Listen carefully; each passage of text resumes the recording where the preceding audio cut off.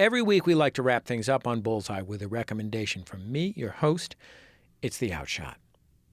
When Roger Ebert reviewed the Thomas Crown Affair, and this is an actual literal quote from 1968, he said it was possibly the most underplotted, underwritten, over-photographed film of the year. Now, I'm going to be honest with you, I didn't see that many of the rest of the films of 1968, so I can't tell you that he was wrong. But I can tell you that the Thomas Crown Affair is so gosh darn beautiful that honestly, all that stuff doesn't matter. Hey, what's going on here? Sit down. You work an hour. You do an errand. You drive a car. Is it dangerous? It shouldn't be. If anyone shoots, you're on your own. Quit, run, do what you want. Money. What's in it for me?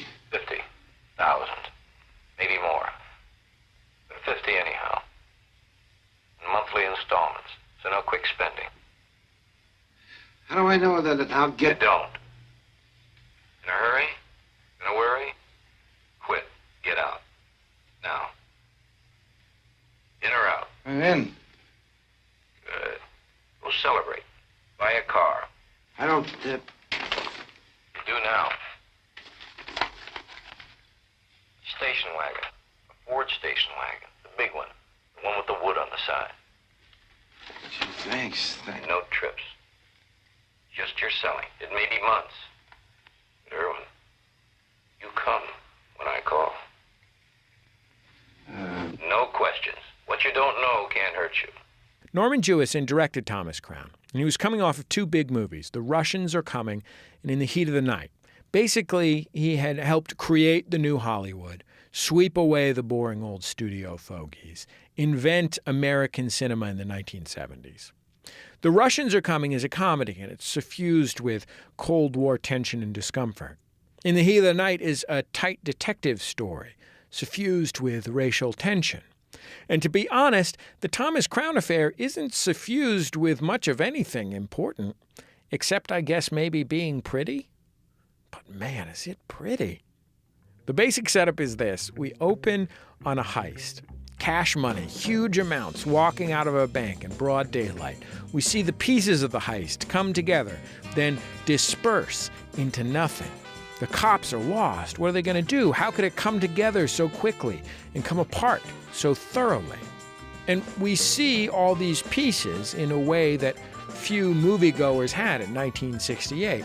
As this action set piece rushes forward, the screen splits into panes, little moments, details.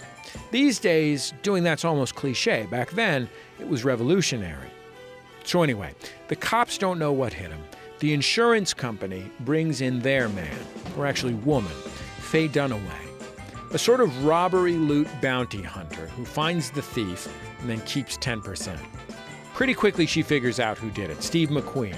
He's an executive at the bank. But you can't pin it on him. And the tricky bit is, while she's investigating, they're falling in love. The plot wheels turn. They don't turn all that fast for this kind of movie. Most of the Thomas Crown Affair is Faye Dunaway making confident declarations while wearing spectacular suits, and Steve McQueen squinting at the horizon, also wearing spectacular suits. And you don't really need to see much more than that to be wrapped, or at least I didn't.